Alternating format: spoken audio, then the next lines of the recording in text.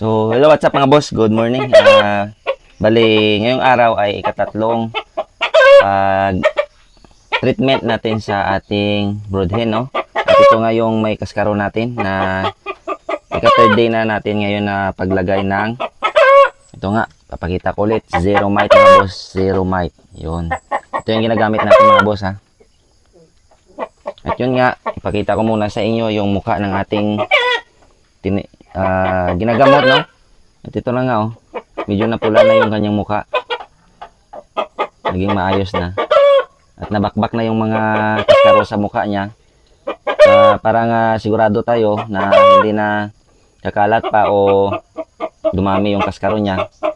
So, lagyan natin ulit para ma-sure tayo o to make sure na wala na talagang kaskaro na tutubo pa sa kanyang mukha. Yun nga, oh. Nabakbak na at medyo napula na yung kanyang ulo mga boss.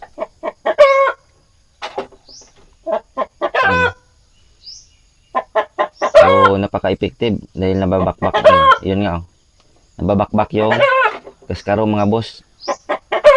So, ngayon, maglalagay tayo ulit mga boss, no? At same procedure pa rin yung gagawin natin mga boss. Patakan na natin. Ganyan lang. And then, ikalat lang natin mga boss, no? Ihaplos lang natin sa mga parte na mayroon siyang kaskaro.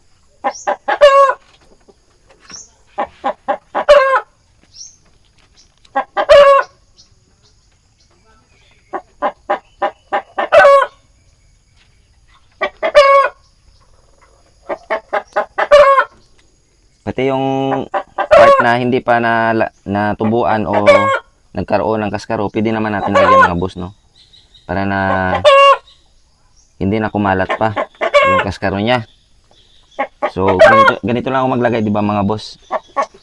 Na-plus ko lang, na parang lotion lang.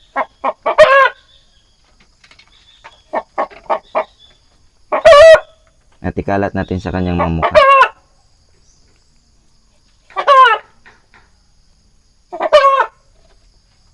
So, yun.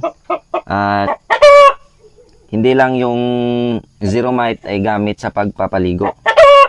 Nakakagamot din pala ito sa kaskaro ng ating mga warriors o ng ating mga alaga, no?